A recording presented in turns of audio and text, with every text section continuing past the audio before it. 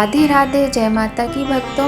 आप सभी का स्वागत करती हूँ स्पिरिचुअल ज्ञान साधना में और आप सभी से अनुरोध करती हूँ कि स्पिरिचुअल ज्ञान साधना को सब्सक्राइब कर लीजिए और बेल आइकन को प्रेस कर दीजिए ताकि आपको नई नई वीडियोस का नोटिफिकेशन मिलता रहे।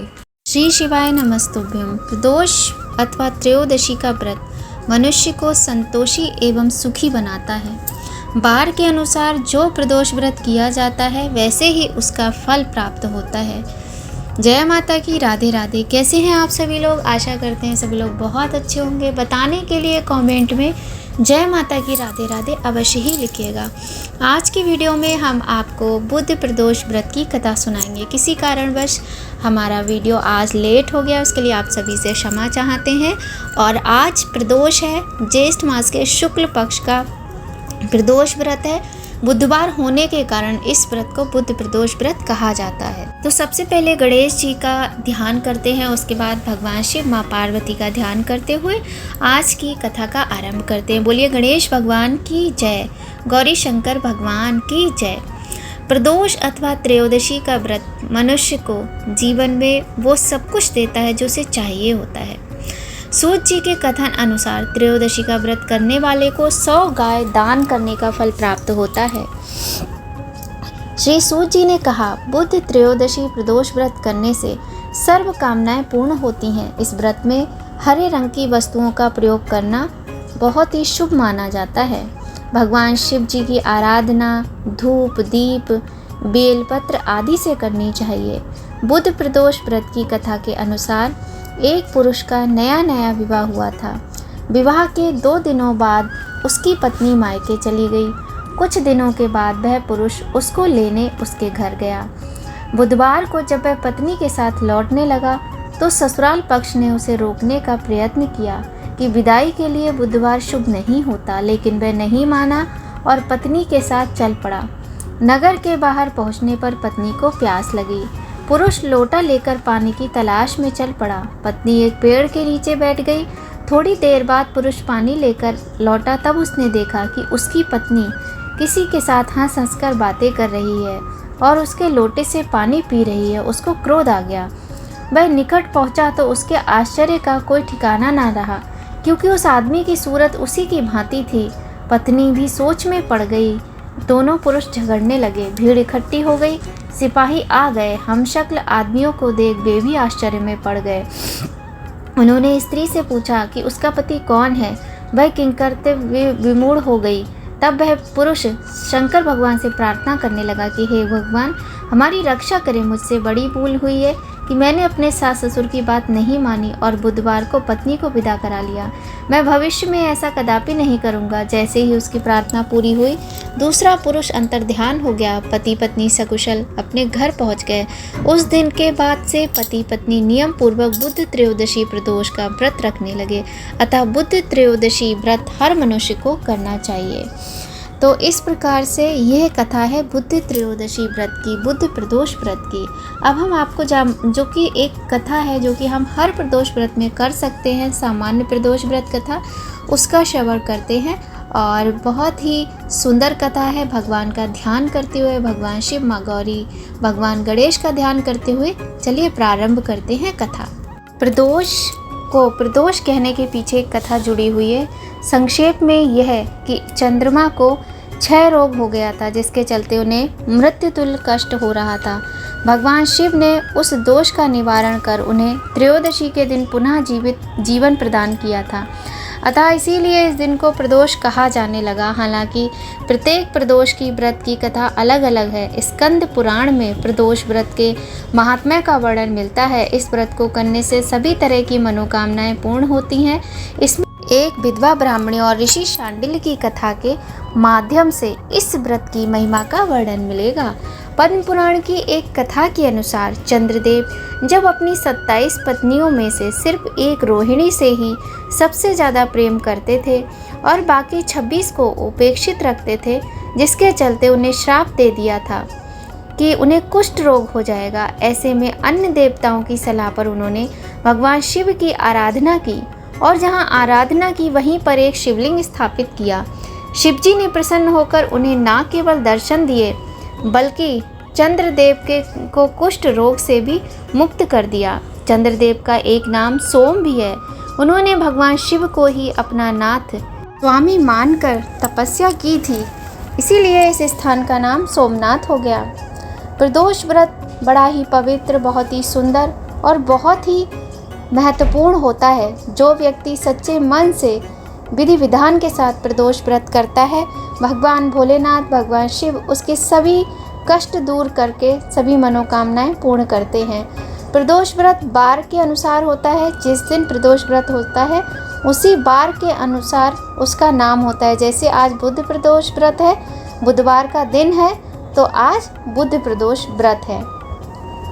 इस प्रकार से प्रदोष व्रत की हमने महिमा जानी कि कितनी अधिक महिमा है प्रदोष व्रत की। एक समय सर्व प्राणियों के हितार्थ परम पावन भागीरथी के तट पर ऋषि समाज द्वारा विशाल गोष्ठी का आयोजन किया गया। इस सभा में व्यास जी के परम शिष्य पुराण वेत्ता सूत जी महाराज हरि कीर्तन करते हुए पधारे। सूत जी को आते हुए देखकर शौनकादि 88,000 ऋषि मुनियों ने खड़े होकर दंडवत प्रणाम किया। महाज्ञानी सूत जी ने भक्तिभाव से ऋषियों को गले से लगाया तथा आशीर्वाद दिया। विद्वान ऋषिगण और सब शिष्य आसनों पर विराजमान हो गए। शौनकादि ऋषि ने पूछा, हे पूज्यवर महामते, कृपया ये बताने का कष्ट करें कि मंगलप्रद कष्ट निवारक यह व्रत सबसे पहले किसने किया था और उसे क्या फल प्राप्त हुआ। श्री सूत जी बोले, आप सभी शिव के परम भक्त हैं। आपकी भक्ति को देखकर मैं व्रती मनुष्यों की कथा कहता हूँ, ध्यान से सुनिए। पूर्व काल में एक पुत्रवती ब्राह्मणी थी। उसके 2 पुत्र थे। वह ब्राह्मणी बहुत निर्धन थी। दैव योग से उसे एक दिन महर्षि शांडिल्य के दर्शन हुए। महर्षि के मुख से प्रदोष व्रत की महिमा सुनकर उस ब्राह्मणी ने ऋषि से पूजन की विधि पूछी। उसकी श्रद्धा और आग्रह से ऋषि ने उस ब्राह्मणी को शिव पूजन का उपयुक्त विधान बतलाया और उस ब्राह्मणी से कहा, तुम अपने दोनों पुत्रों से शिव की पूजा कराओ। इस व्रत के प्रभाव से तुम्हें 1 वर्ष के पश्चात पूर्ण सिद्धि प्राप्त होगी।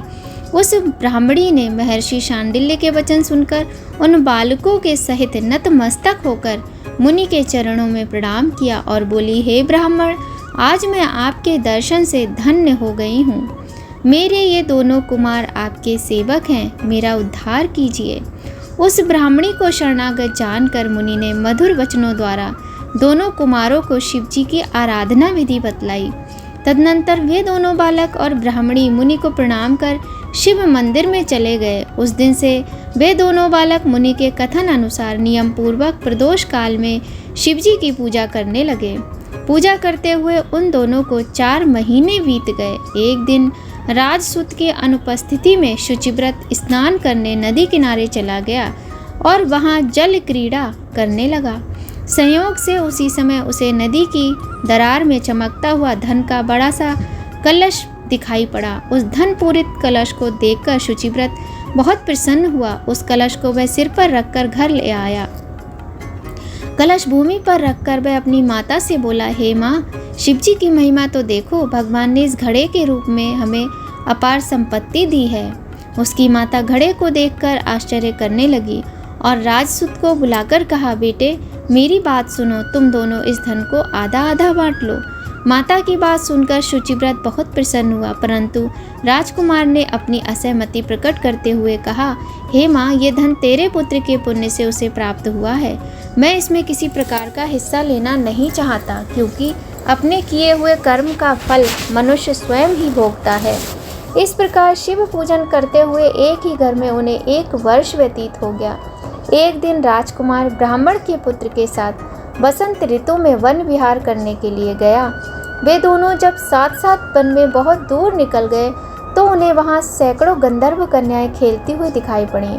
ब्राह्मण कुमार उन गंधर्व कन्याओं को क्रीड़ारत देखकर राजकुमार से बोला, यहाँ पर कन्याएं विहार कर रही हैं, इसलिए हम लोगों को और आगे नहीं जाना चाहिए, क्योंकि ये गंधर्व कन्याएं शीघ्र ही मनुष्यों के मन को मोहित कर लेती हैं। इसलिए मैं तो भाई इनसे दूर ही रहूँगा, गंधर्व कन्या से दूर ही रहूँगा। परंतु राजकुमार ने अपनी असहमति प्रकट करते हुए कहा कि नहीं, तुम जाओ, पर मैं यहीं पर रहूँगा। और वह निर्भीक भाव से अकेला ही चला गया। उन सभी गंधर्व कन्याओं में प्रधान सुंदरी उस समय आए हुए राजकुमार को देखकर मन में विचार करने लगी कि कामदेव के समान सुंदर रूप वाला ये राजकुमार कौन है। उस राजकुमार के साथ बातचीत करने के उद्देश्य से वह अपनी सखियों से कहने लगी कि सखियों, तुम लोग निकट के वन में जाकर अशोक, चंपक, मौलसरी आदि के ताजे फूल तोड़कर लाओ, तब तक मैं तुम्हारी यहीं प्रतीक्षा में रुकी रहूंगी। उस गंधर्व कुमार की बात सुनते ही सब सखियां वहां से चली गईं। सखियों के जाने के बाद वह गंधर्व कन्या राजकुमार को स्थिर दृष्टि से देखने लगी। गंधर्व कन्या ने राजकुमार को बैठने के लिए आसन दिया। वह सुंदरी व्याकुल हो उठी और राजकुमार से प्रश्न करने लगी कि हे कमल के समान नेत्रों वाले, आप किस देश के रहने वाले हैं? आपका यहाँ आना क्यों और कैसे हुआ है? गंधर्व कन्या की बात सुनकर राजकुमार ने जवाब दिया, मैं विदर्भ राज का पुत्र हूँ। मेरे माता पिता स्वर्गवासी हो चुके हैं। शत्रुओं ने मेरा राज्य हरण कर लिया है और इस समय मैं एक ब्राह्मणी माता के साथ रहता हूँ। इस प्रकार से उसने अपना परिचय दिया। गंधर्व कन्या ने कहा कि क्या आप मुझसे विवाह करोगे? तब शुचिव्रत ने कहा कि मुझ राजविहीन राजकुमार के साथ आप कैसे रह सकेंगी, और मैं तो अकेला ही रहता हूँ। मेरे पास ना घर है, ना राज्य है, कुछ भी नहीं है। तब उस राजकुमारी ने कहा, कोई बात नहीं, मैं आपका ही वरण करूँगी अपने पति के रूप में। इस प्रकार से जब कन्या ने कई बार कहा और उसने राजकुमार से कहा कि कल तुम आना यहाँ पर और कल तुम्हें तुम्हारे प्रश्नों का उत्तर भी मिल जाएगा। राजकुमार चला गया और उसने जाकर सारी बात ब्राह्मणी को बताई और उधर वह राजकुमारी भी चली गई। गंधर्व कन्या द्वारा निश्चित किए दिन वह राजकुमार शुचिव्रत के साथ उसी वन में पहुंचा। वहां पहुंचकर उन लोगों ने देखा गंधर्वराज अपनी पुत्री अंशुमति के साथ उपस्थित होकर प्रतीक्षा में बैठे हैं। गंधर्व ने उन दोनों कुमारों का अभिनंदन करके उन्हें सुंदर आसन पर बिठाया और राजकुमार से कहा, मैं परसों कैलाशपुरी को गया था। वहां पर भगवान शंकर पार्वती माता के सहित विराजमान थे। उन्होंने मुझे अपने पास बुलाकर कहा, पृथ्वी पर राज्यच्युत होकर धर्मगुप्त नामक राजकुमार घूम रहा है। शत्रुओं ने उसके वंश को नष्ट भ्रष्ट कर दिया है। वह कुमार सदा ही भक्तिपूर्वक मेरी सेवा किया करता है, इसलिए तुम उसकी सहायता करो जिससे वह अपने शत्रुओं पर विजय प्राप्त कर सके। इसलिए मैं भगवान शंकर की आज्ञा से अपनी पुत्री अंशुमति आपको सौंपता हूँ। मैं शत्रुओं के हाथ में गए हुए आपके राज्य को वापस दिला दूंगा। आप इस कन्या के साथ 10,000 वर्षों तक सुख भोग कर शिवलोक में आने पर भी मेरी पुत्री इसी शरीर में आपके साथ रहेगी। इतना कहकर गंधर्वराज ने अपनी पुत्री का विवाह राजकुमार के साथ कर दिया। दहेज में अनेक दास दासियां तथा शत्रुओं पर विजय पाने के लिए गंधर्वों की चतुरंगड़ी सेना भी दी। राजकुमार ने गंधर्वों की सहायता से शत्रुओं को नष्ट भ्रष्ट कर दिया और अपने नगर में प्रविष्ट हुआ। मंत्रियों ने राजकुमार को सिंहासन पर बैठाकर राज अभिषेक किया। अब वह राजकुमार राजसुख भोगने लगा। जिस दरिद्र ब्राह्मणी ने उसका पालन पोषण किया था उसे ही राजमाता के पद पर आसीन किया गया। वह शुचिव्रती उसका छोटा भाई बना। इस प्रकार प्रदोष व्रत में शिव पूजन के प्रभाव से वह राजकुमार दुर्लभ पद को प्राप्त हुआ। जो मनुष्य प्रदोष काल में अथवा नित्य ही इस कथा को श्रवण करता है वह निश्चय ही सभी कष्टों से मुक्त हो जाता है, अंत में परम पद का अधिकारी बनता है। बोलिए गौरी शंकर भगवान की जय। हे भोलेनाथ माँ पार्वती, जैसे आपने उन दोनों की सहायता की वैसे ही अपने सभी भक्तों पर कृपा करना, दया करना, सभी को धन देना, सम्मान देना, यश देना, वैभव देना, संतान देना, सुख संपन्नता देना, जिसके जीवन में जिस खुशी का अभाव हो वह खुशी देना। ऐसी कामना के साथ इस कथा का यहीं पर समापन होता है। तो बोलिए गौरी शंकर भगवान की जय। अब जब कथा की है तो चलिए आरती भी कर लेते हैं। तो चलिए प्रारंभ करते हैं भगवान भोलेनाथ और माता पार्वती की आरती। आप चाहें तो ओम जय शिव ओमकारा वाली आरती भी कर सकते हैं और आप चाहें तो जो हम आरती कर रहे हैं आप इसको भी कर सकते हैं। तो चलिए प्रारंभ करते हैं आरती। शीश गंग अर्धांग पार्वती सदा विराजते कैलाशी नंदी भृंगी निरत करते हैं गुण भक्तन शिव की दासी। शीतल मंद सुगंध पवन बह बैठे हैं शिव अविनाशी। करत गान गंधर्व सप्त स्वर राग रागिनी अति गासी।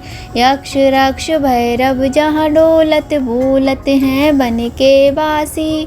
कोयल शब्द सुनावत सुंदर भ्रमर करत हैं गुंजासी। कल्प द्रुम अरु पारिजात तरु लाग रहे हैं लक्षासी। सूर्यकांत संपर्वत शोभित चंद्रकांत अपनी वासी। छहो ऋतु नित्य फलत रहते हैं पुष्प चढ़ते हैं वर्षासी। देव मुनि जन की भीड़ पड़ते हैं निगम रहते जो नित्य गासी।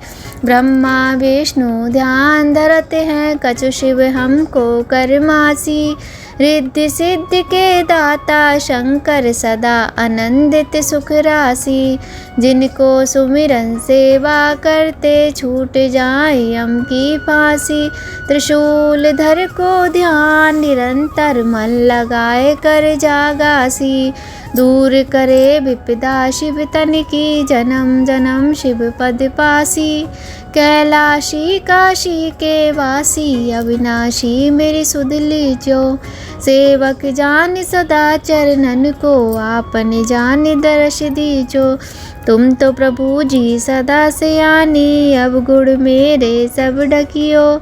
सब अपराध क्षमा कर शिव जी किंकर की विनती सुनियो।